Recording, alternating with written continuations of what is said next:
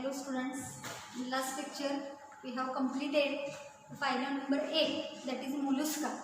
Now in this today's lecture we have to see the next phylum, phylum number 9, and that name of this phylum here is the Echinodermata.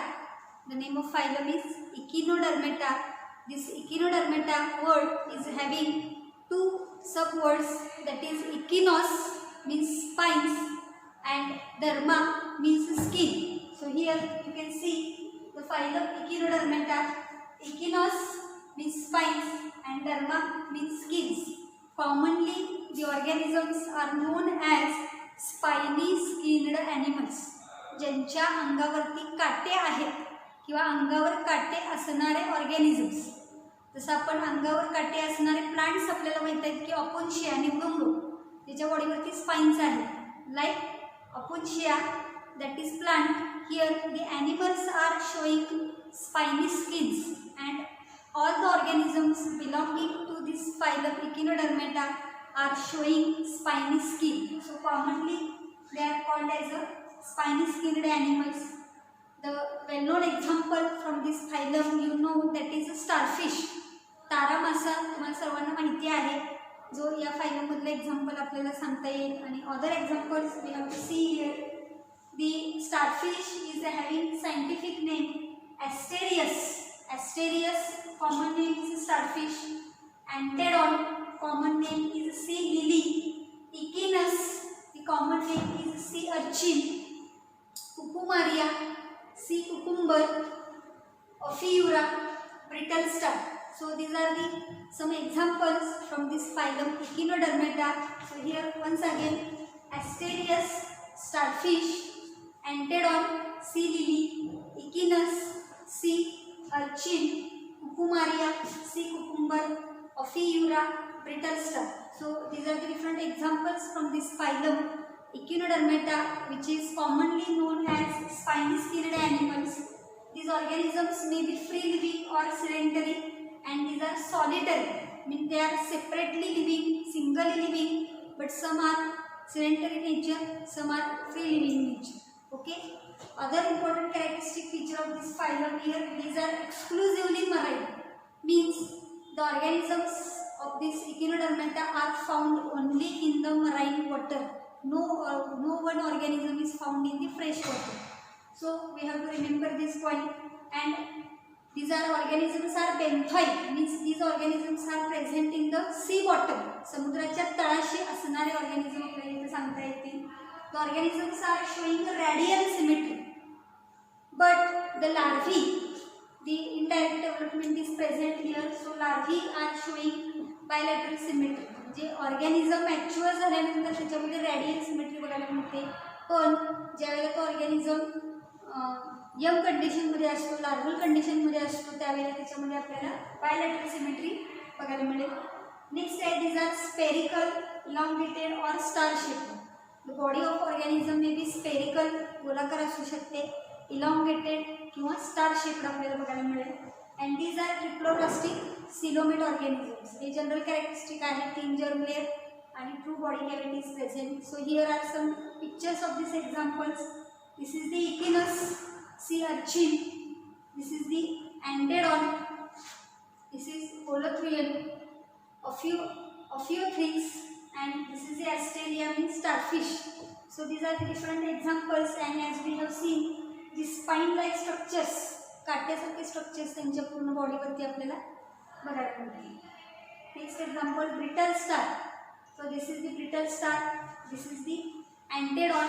You have seen here the spines present on the body. Okay. Now the characteristic features of this phylum here, the endoskeleton from these organisms is made up of the calcareous ossicles. ज्याच्यामध्ये जे endoskeleton आहे ते calcium पासूनच बनलेलं असतं. कॅल्शियमचे कॅल्कॅरियस ossicles असा त्याला शब्द वापरलेला आहे. आतमध्ये जसं आपल्या बॉडीमध्ये बोन्स आपल्याला बघायला मिळतात, तसं यांच्या बॉडीमधलं एंडोस्केलेटन हे कॅल्कॅरियस ऑसिकल पासून बनलेलं आहे.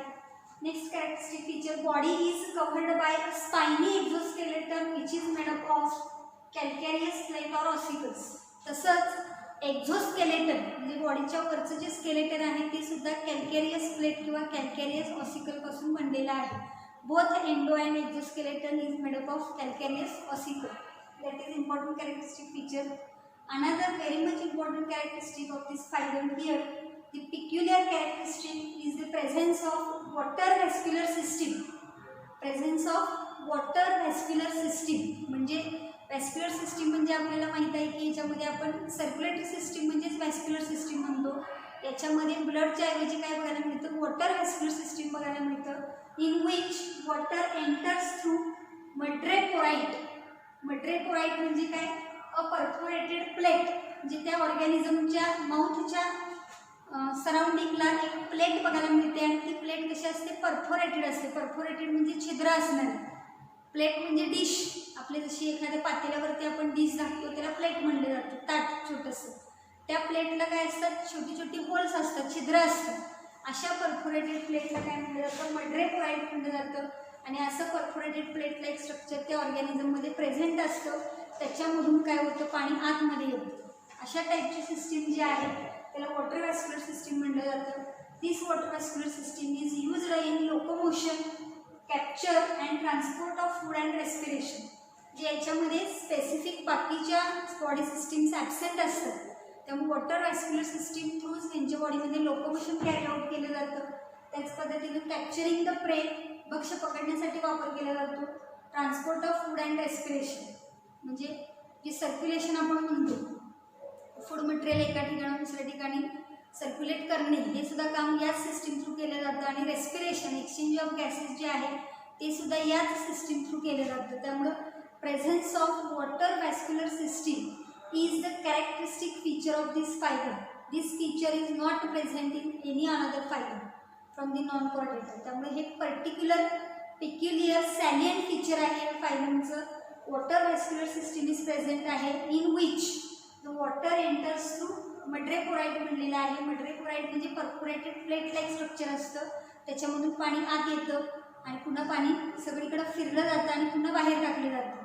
आणि हे सगळं होत असताना हे वॉटर वॅस्क्युलर सिस्टीममधून वॉटरचं सर्क्युलेशन ज्या वेळेला होईल त्यावेळेला त्याच्या सहाय्याने काय केलं जातं, लोकोमोशन कॅरी आउट केलं जातं, capturing the prey carry out केलं जातं, सर्क्युलेशन ऑफ द फूड और transport of the food and respiration, ह्या सगळ्या डिफरंट सिस्टीम्सचं फंक्शनिंग हे एका सिस्टीमकडून कॅरी आउट केलं जातं, ती म्हणजे वॉटर वॅस्क्युलर सिस्टीम.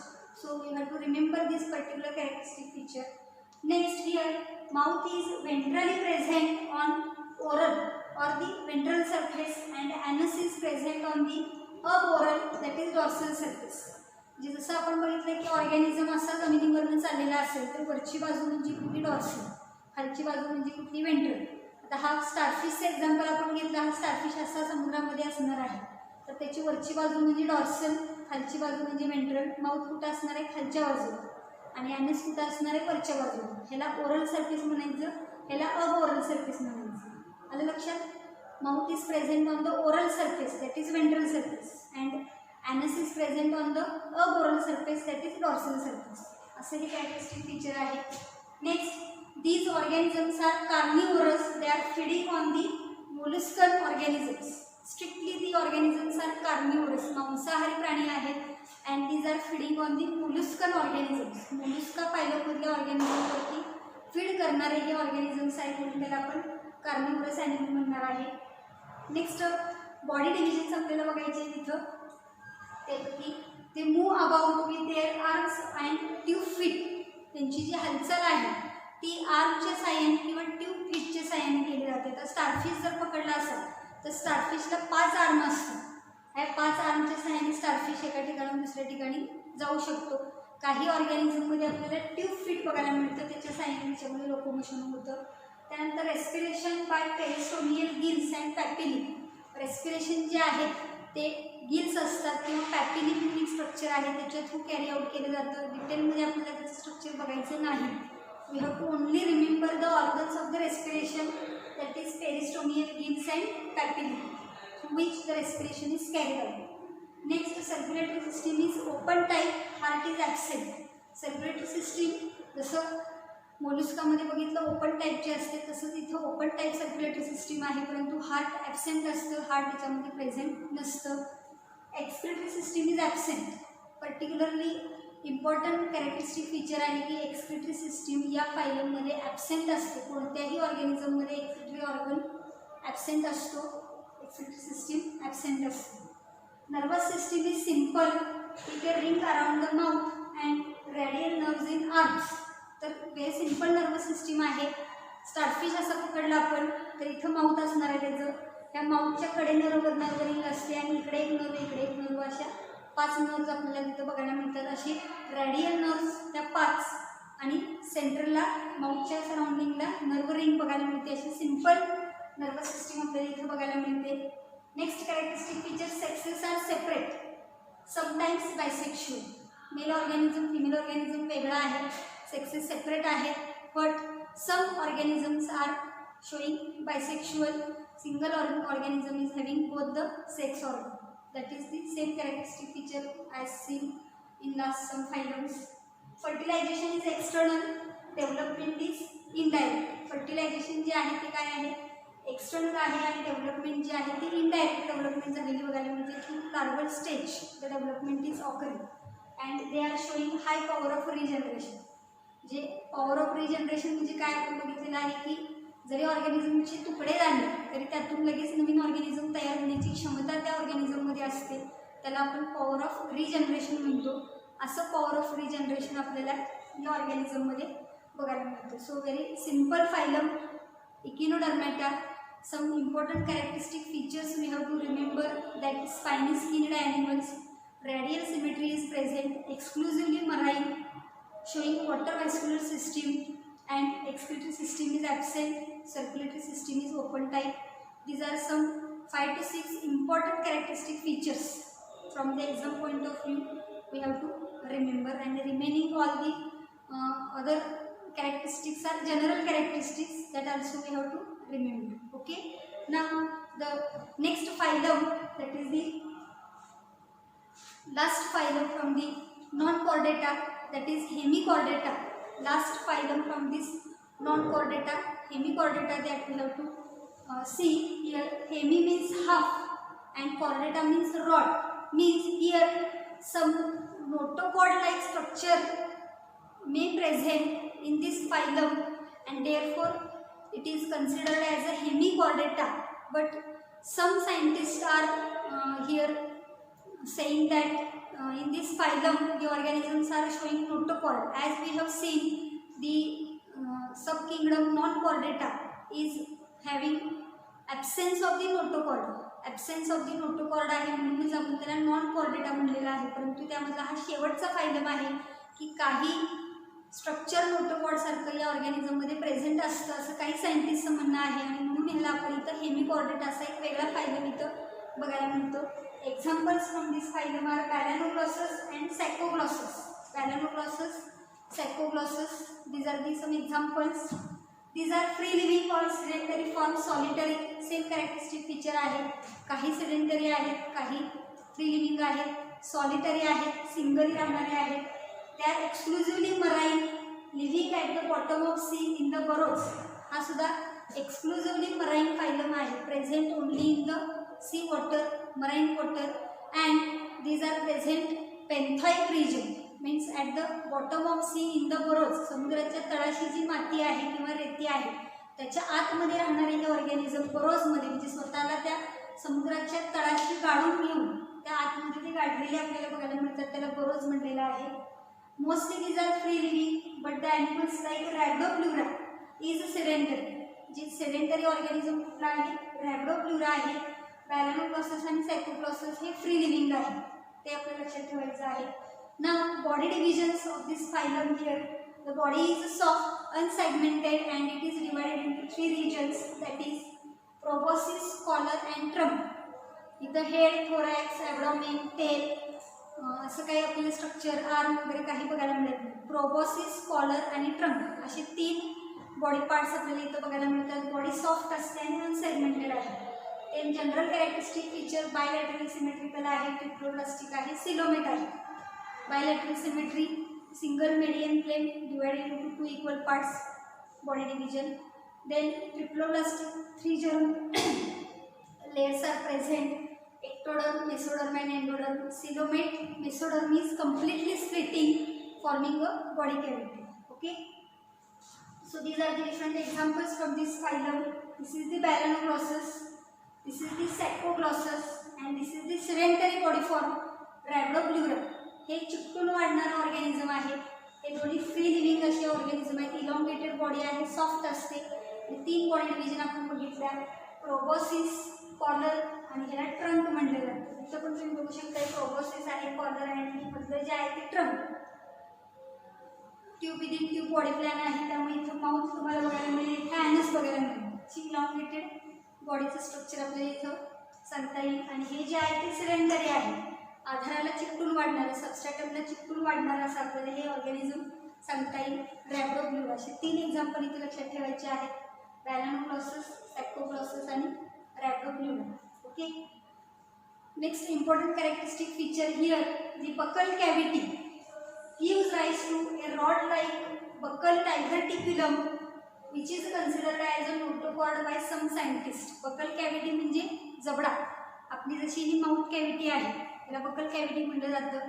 असं त्या ऑर्गॅनिझममध्ये जी बकल कॅव्हिटी आहे त्या बकल कॅव्हिटीच्या आतमध्ये एक रॉड लाईक स्ट्रक्चर तयार झालेलं असतं, त्याला बकल डायव्हर्टिक्युलम म्हणलेलं आहे. That rod like structure is called as a buccal diverticulum, and this rod-like structure, buccal diverticulum, is considered as a notochord by some scientists.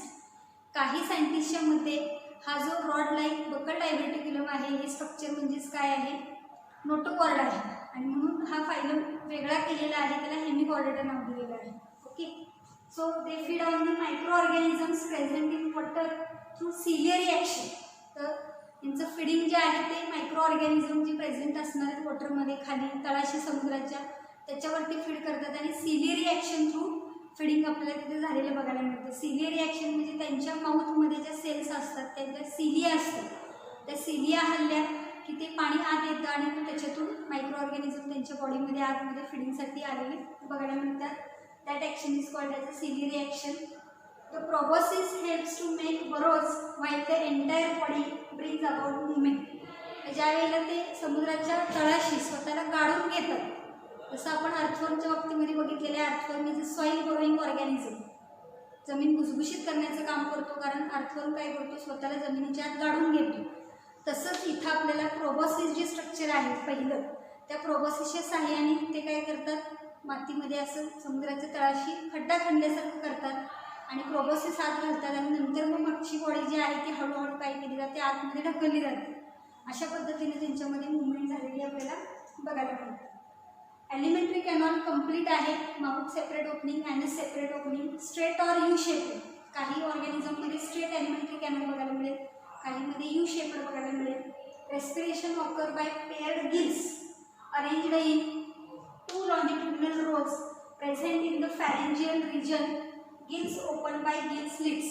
तर हे एक वेगळं कॅरेक्टरिस्टिक या फायलमधलं आपल्याला सांगता येईल बघा. रेस्पिरेशन हे पेअर्ड गिल्सच्या साह्याने होतं, या बाजूला एक आणि या बाजूला एक, अशा पद्धतीनं लॅटरल सरफेसला पेअर्ड गिल्स आपल्याला बघायला मिळतात. आणि हे 2 रोमध्ये काय झालेले असतात, अरेंज झालेले असतात. 2 उभे रो असतात, लॉन्जिट्युडिनल रो म्हणजे लॉन्जिट्युडिनल म्हणजे उभे, 2 उभ्या ओळी आपल्याला बघायला मिळतात आणि त्या 2 उभ्या ओळींमध्ये हे गिल्स असतात. फॅरेंजियल रिजन, फॅरेंजियल रिजन म्हणजे हा आपला फॅरेंजियल रिजन आहे, घशाचा रिजन. तसा त्यांचा जो घशाचा रिजन असतो, माउथ नंतर फॅरिंग्स असतं, तर त्या फॅरेंजियल रिजनमध्ये लॉन्जिट्युडिनल पेअर ऑफ गिल्स हे आपल्याला बघायला मिळतात. And these gills are open by gill slits. त्याला एक खाचा असतं, त्या स्लिट म्हणजे खाच, खड्डा. त्या गिल स्लिटच्या साह्याने हे गिल्स काय केले जातात, ओपन केले जातात आणि त्याच्यामधून मग रेस्पिरेशनची प्रोसेस कॅरी आउट केली जाते. ऑक्सिजन आत घेणे आणि कार्बन डायऑक्साईड बाहेर सोडणे. तर हे कॅरेक्टरिस्टिक फीचर गिलच्या बाबतीमध्ये, रेस्पिरेटरी सिस्टीमच्या बाबतीमध्ये. Next year circulatory system is simple and open. Simple open circulatory system is present. The blood is colourless. रक्ताला रंग नसतो, कलरलेस ब्लड आपल्याला बघायला मिळतं. Excretion with the help of the glomerulus. Glomerulus हे स्ट्रक्चर आहे, जसं आपण वेगवेगळे आतापर्यंत एक्सक्रिटरी ऑर्गन बघितले की फ्लेम सेल्स असतील, प्रोटोनिफ्रिडिया असतील, ग्रीन प्लॅन्ट्स आहेत, मल्पिगेन ट्युब्युल्स आहेत, ऑर्गन ऑफ गोर्जिनस आपण बघितलं लास्ट फायलममध्ये.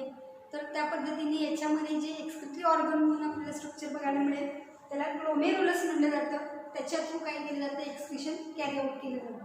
ओके. नेक्स्ट आहे nervous tissue is embedded in the epidermis on both the dorsal and ventral sides. जी नर्वस सिस्टीम आहे ती पूर्ण बॉडीमध्ये आपल्याला बघायला मिळते. हा ऑर्गॅनिझम असा असेल तर डॉर्सल बॉडी वॉलला पण नर्वस सिस्टीम स्प्रेड झालेली आहे आणि व्हेंट्रल बॉडी वॉलमध्ये सुद्धा ती स्प्रेड झालेली आपल्याला बघायला मिळते. सो इट इज एम्बेडेड म्हणजे घुसलेली असते. इपिडर्मिस म्हणजे ही जी वरची स्किन आहे आपल्या बॉडीवरती कशी स्किन आहे याला इपिडर्मिस म्हटलं जातं. तशाच पद्धतीचं त्या ऑर्गॅनिझमच्या बॉडीमध्ये जी स्किन आहे डॉर्सल सरफेसची स्किन आणि व्हेंट्रल सरफेसची स्किन त्या स्किनमध्ये काय झालेली असते, नर्वस सिस्टीम एम्बेड झालेली असते. एम्बेड म्हणजे घुसलेली आपल्याला बघायला मिळते. ओके. तर स्प्रेड झालेली आपल्याला बघायला मिळते. Then sexes are separate sometime bisexual. Sexes generally separate असतात. मेल ऑर्गॅनिझम वेगळा आणि फिमेल ऑर्गॅनिझम वेगळा आणि जनरली आपल्याला काही वेळेला बायसेक्शुअल कंडिशन बघायला मिळते. फर्टिलायझेशन एक्सटर्नल आहे. External fertilization development is indirect through free swimming larva. Indirect development आहे. लार्व्हल कंडिशन तिथं आपल्याला डेव्हलप झालेली बघायला मिळते आणि मग अडल्ट ऑर्गॅनिझम तयार होतो. So these are the important characteristic feature of this phylum hemichordata. And here this phylum Hemichordata is connecting link between non-chordates and chordates. म्हणजे नोटोकॉर्ड तयार होण्याचं जे स्ट्रक्चर आहे म्हणजे नोटोकॉर्ड जे तयार झालं ते पहिल्यांदा कुठेतरी त्याची सुरुवात या फायलममध्ये झालेली आहे. जसं मगाशी आपण बघितलं की बकल कॅव्हिटीमध्ये बकल डायव्हर्टिक्युलम नावाचं एक रॉड लाईक स्ट्रक्चर तयार झालेलं आहे. ते जस्ट लाईक नोटोकॉर्ड आहे आणि म्हणून ह्या फायलमला काय म्हणलेलं आहे, कनेक्टिंग लिंक म्हणलेलं आहे. कारण याच्यानंतरचं आपण पुढचं क्लासिफिकेशन ऑफ ॲनिमल बघणार आहे ते कॉर्डेटाला स्टार्ट करणार आहे. त्यामुळे नॉन कॉर्डेटामधला लास्ट फायलम आहे हा हेमिकॉर्डेटा की ज्याच्यामध्ये आपल्याला काही कॅरेक्टरिस्टिक कॉर्डेटमधले बघायला मिळतील, काही कॅरेक्टरिस्टिक नॉन कॉर्डेटमधले बघायला मिळतील आणि म्हणून ह्याला कनेक्टिंग लिंक म्हणलेला आहे.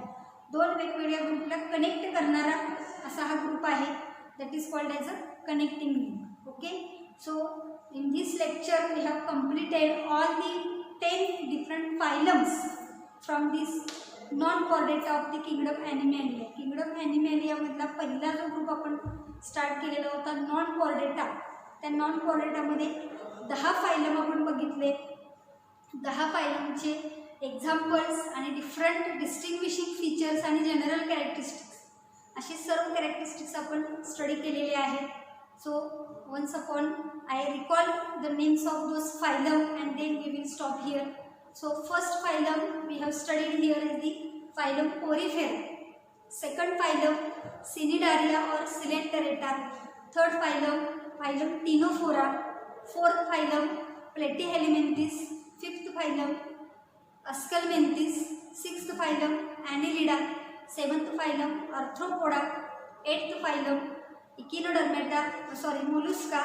Ninth phylum Echinodermata and 10th phylum last here Hemichordata. So I hope you understand all the different examples, characteristics, salient features from this phylum. So we will stop here and from next lecture we have to study the next part of this topic, that is the classification of the chordate animals, that we will see in the next lecture. Till then, thank you.